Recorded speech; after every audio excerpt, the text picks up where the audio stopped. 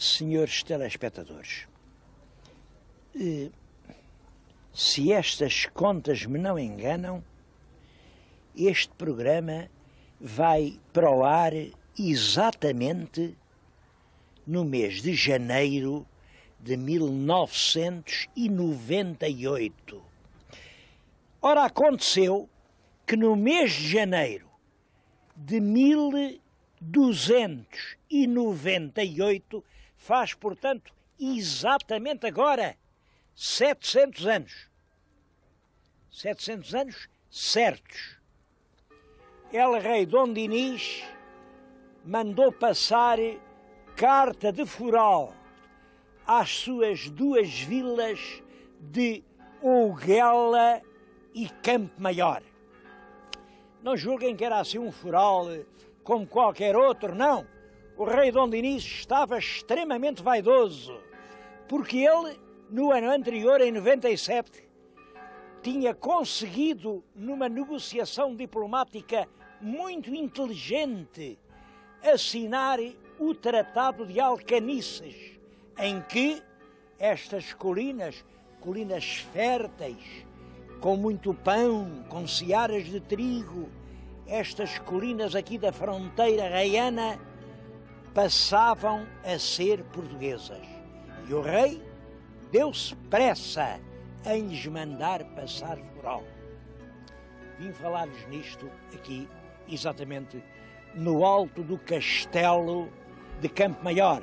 O rei não ficou lá pela simples burocracia de passar um foral, só além de dizer isto agora é português. Não! Mandou logo fazer um castelo aqui, em Campo Maior, fazer outro lá, na Ouguela. Claro que depois isto deu muita volta. Este castelo de Campo Maior, em que eu lhes estou a falar, ainda hoje é um grande monumento nacional que merece uma visita de todos os portugueses. Acho que aqui do alto das muralhas veem uma vila branca, uma vila ainda que parece mourisca. Não se enganem. Tudo quanto estão a ver daqui é obra do século XVIII. E porquê é que eu posso dizer-lhes isso? Olhem, porque no inverno, isto aqui é uma terra de trovoadas, não julguem que isto aqui é um clima doce. Eu vesti este capote alentejano e não foi uma questão de folclore. É que apesar do sol, passa aqui um vento que vocês não calculam. Está mesmo frio. Bom, e as trovoadas são medonhas, pois no inverno de 1732 vem uma faísca, cai aqui no castelo. E onde é que ela se foi meter? Exatamente no arsenal da pólvora. Estavam lá 5.000 granadas e milhares de arrobas de pólvora para os canhões. Claro, tudo isso rebentou, e quando rebentou o castelo ficou completamente destruído, e tudo isto que vem na nossa frente, tudo ficou reduzido a um mar de destroços. Isso é uma das grandes tragédias da história de Campo Maior. Em 1732, século XVIII, a vila, ela tinha 1.200 casas, pois dessas 1.200, 800 ficaram completamente destruídas. Bom, e morreram centenas e centenas de pessoas. Os campo-maiorenses realmente ficaram muito tristes com isso, mas resolveram que essa história não esquecesse mais. E o que é que eles fizeram? Meteram mãos à obra, construíram uma cidade nova, é esta que estão a ver. Tudo isto é construído entre 1732 e o tempo de Marquês de Pombal. E pegaram nos seus mortos, juntaram-nos todos numa capela. A capela não é bonita. O que é bonito é esse gesto de não deixar esquecer. A capela foi construída com os ossos dos próprios mortos da grande explosão de 1732. Bom, ela está na vossa frente, não faço comentários.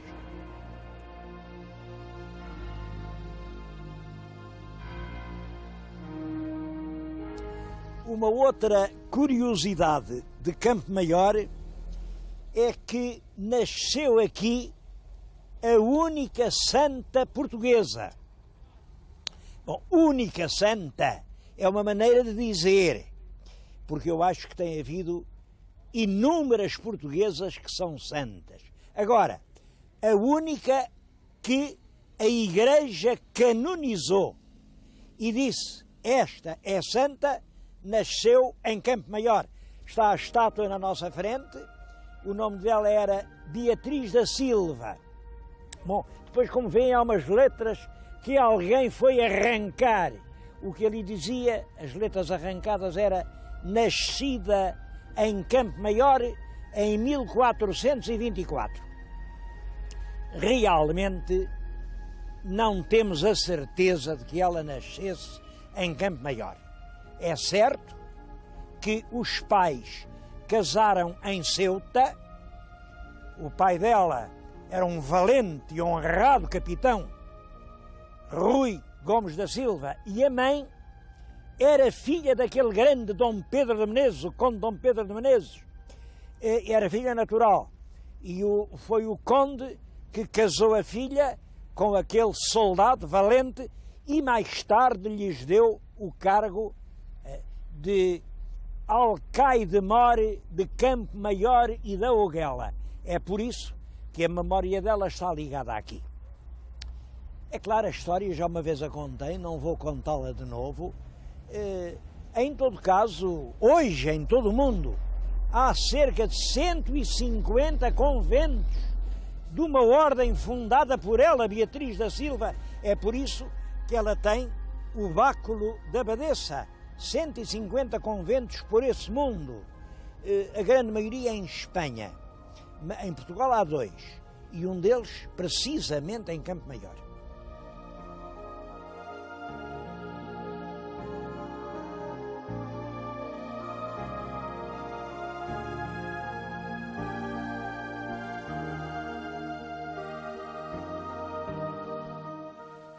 Ainda hoje está viva em Campo Maior a memória de Santa Beatriz da Silva. Eu vim precisamente falar-lhes nisso. Aqui é o parlatório do convento de Santa Beatriz, em Campo Maior. E quem está junto de mim é a Madre Teresa, abadesa do convento de Santa Beatriz. Todos os anos, ainda agora, todos os anos, no primeiro domingo de setembro, a imagem dessa santa portuguesa sai da igreja de São João Batista, percorre as principais ruas da vila medieval, entra aqui neste pequeno convento e regressa depois à igreja de São João Batista. Aqui, neste convento de Santa Beatriz, há uma outra recordação que, segundo a lenda, se relaciona com Santa Beatriz. Vamos vê-la.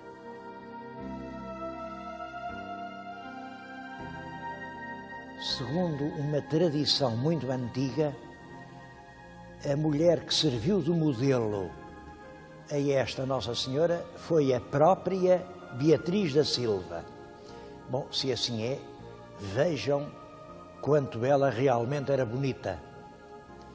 Este frade que fica à esquerda, segundo a mesma tradição, é o irmão, é o João Menezes da Silva, o futuro Beato Amadeu.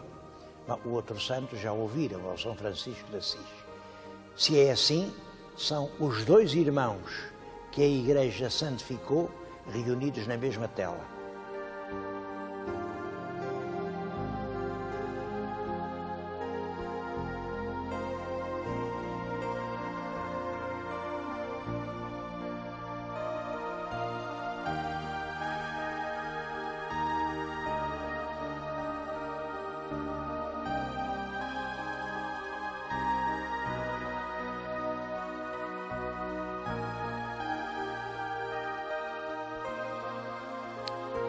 Uma outra vila que recebeu foral em janeiro de 1298 foi a Ouguela. Bem, a Ouguela fica mesmo sob a fronteira vêm aqueles montes, aquilo já é Espanha. E por isso o rei Dom Dinis mandou aqui fazer um castelo. Tudo o que resta do castelo é isto que estão a ver. Está agora em obras. Vão fazer aqui um triângulo turístico que vai compreender a Ouguela, Campo Maior e Albuquerque, já além da Raia.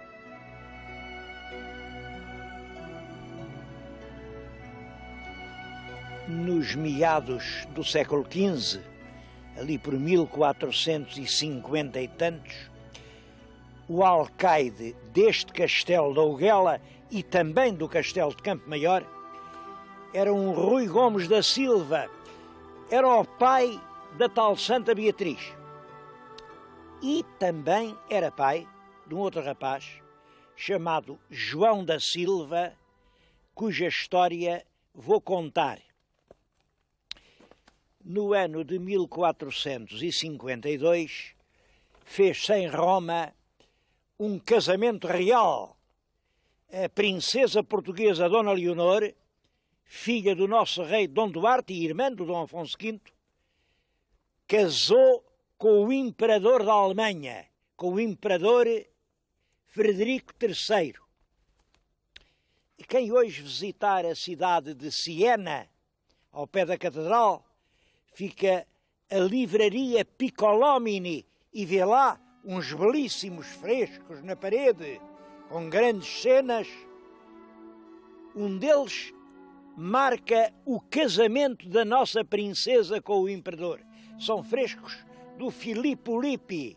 Só para ver aquilo vale a pena ir a Siena. Bom, o que aconteceu é que quando a princesa casou com o imperador, já tinha em Portugal um jovem perdidamente apaixonado por ela. Era o pobre João da Silva, nascido aqui em Campo Maior. Bom, as histórias aqui dividem-se. Há uns que dizem quando a princesa partiu para casar, ele foi de cabeça perdida por essa Espanha fora até Assis e que já foi em Itália que viu a princesa. Outros dizem que não. Dizem que ele era fidalgo, claro, era um fidalgo importante, e conseguiu ir no séquito da nossa princesa.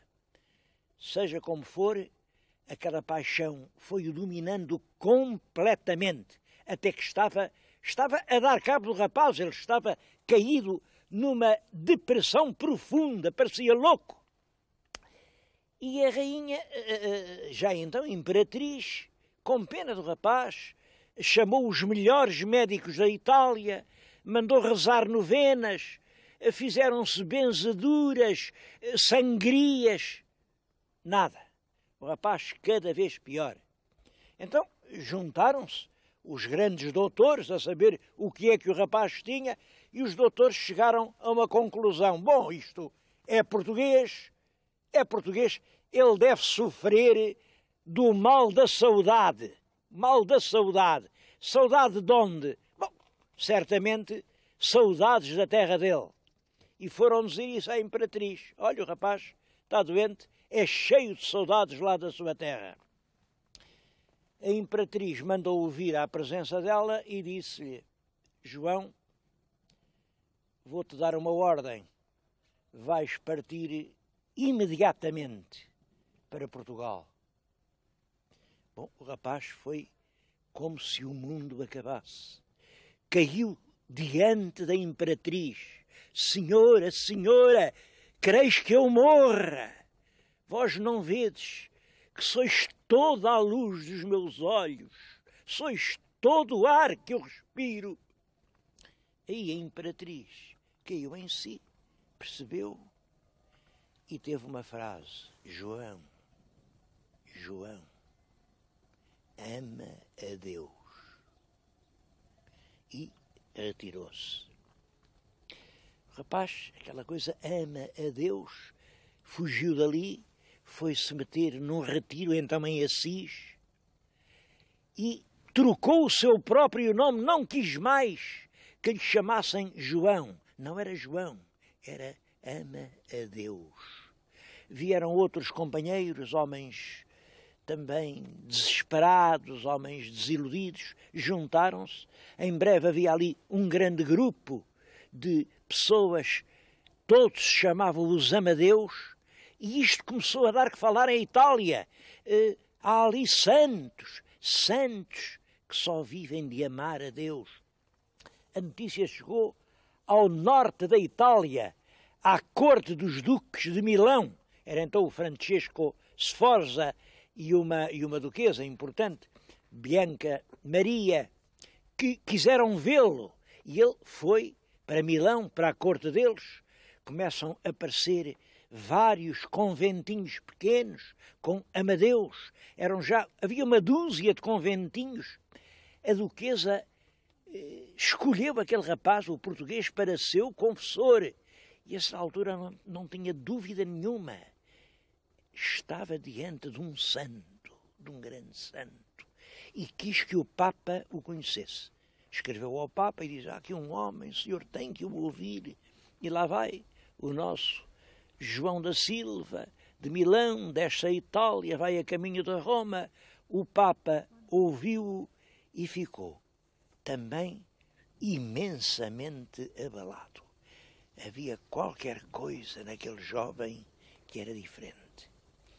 E então o Papa deu-lhe umas ruínas de uma igreja muito sagrada, San Pietro in Montorio. Eram umas ruínas no sítio onde se dizia que tinha sido crucificado de cabeça para baixo o próprio São Pedro.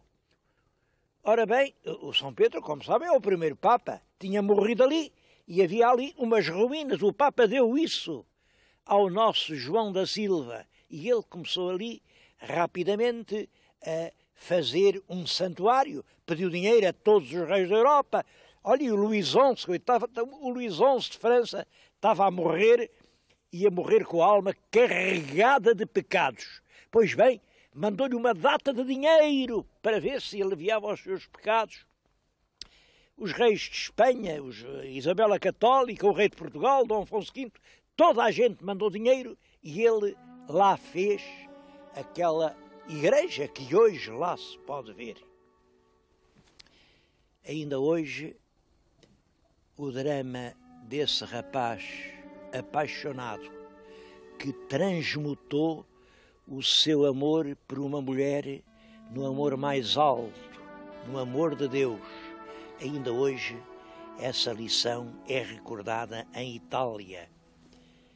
Como é, a igreja dele está ligada a uma história de amor. Por isso, todos os domingos, a igreja de San Pietro de Montecitorio é um lugar de casamentos. Toda a gente quer casar ali. Toda a gente sabe aquela história. Só aqui no Alentejo, só aqui em Campo Maior, terra onde ele nasceu, está completamente esquecida.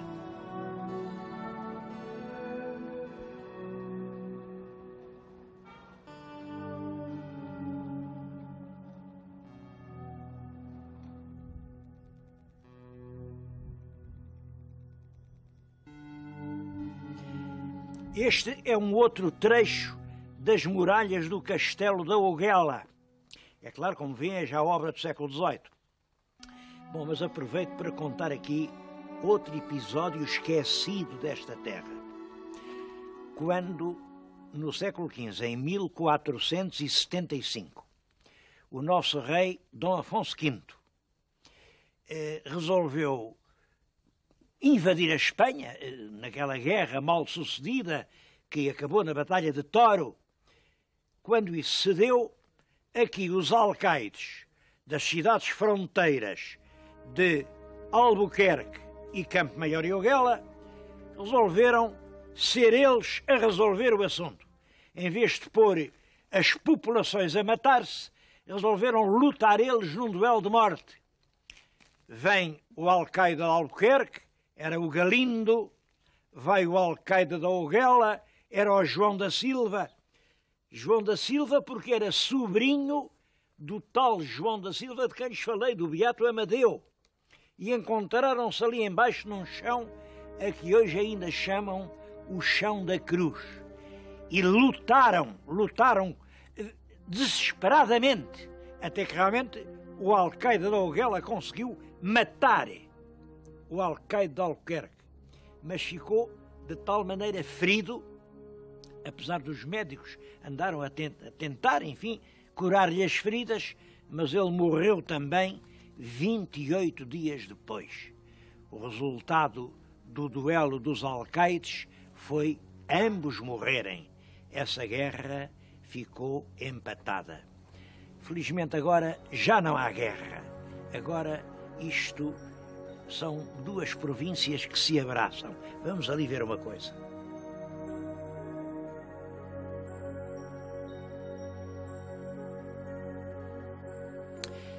Toda esta região está coberta de olivais. Grandes olivais do lado de lá da fronteira, grandes olivais do lado de cá da fronteira. O azeite é muito bom, tão bom é um como o outro, aliás, ninguém o distingue. Há só uma diferença. Eu tenho aqui, junto de mim, são azeitonas, mas reparem onde elas estão. O chão está coberto de azeitona que ninguém colheu. Ninguém a colheu por isto. É que os empreiteiros da apanha levam 40 mil réis por apanhar cada quilo. Os empresários que a compram pagam por 35 escudos cada quilo que compram. Portanto, o dono da azeitona perde 5 escudos em cada quilo. Claro que assim não vale a pena apanhá-la. Mas há aqui qualquer coisa que está errada. Nós não apanhamos a nossa, mas depois vamos comprar a deles. O que é que aqui não está certo?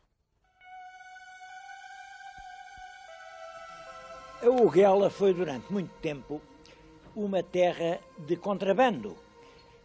Está na fronteira e, portanto, os moradores levavam para lá e traziam de lá para cá coisas sem pagar impostos.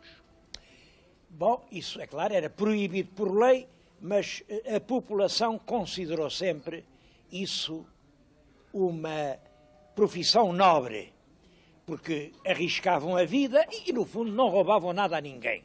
Levavam para lá o que era de cá, traziam de lá e pagavam e faziam um comércio sem pagar imposto.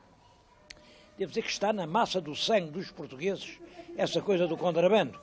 Um dia, o rei Dom João III chamou lá o ministro e disse: ouvi dizer que estão a fazer contrabando com a Guiné, manda-me enforcar os contrabandistas todos. O juiz mandou vir 100 carradas de touros de pinheiro, mandou pôr uma forca desde o terreiro de Paço até Belém. E o rei disse: mas tu estás doido, que diabo é isso? E o juiz disse: mas então Vossa Alteza não sabe que neste país somos todos contrabandistas? Bom, o rei desistiu. A verdade é que, quando acabou a fronteira, acabou o contrabando. E foi isso que provocou, não digo a morte, mas realmente um rápido declínio da Ouguela. Ao contrário, a vila de Campo Maior não decaiu nada. E também, ela também vivia do contrabando. Só que aquilo deu-se uma coisa extremamente curiosa. Uma das coisas que não havia em Espanha, e nós tínhamos muito, era o café. Tínhamos o café que nos vinha da África, claro, e que era barato. E em Espanha não havia café e, portanto, os contrabandistas levavam o café de cá para lá. Para facilitar as coisas, começaram a levar já torrado.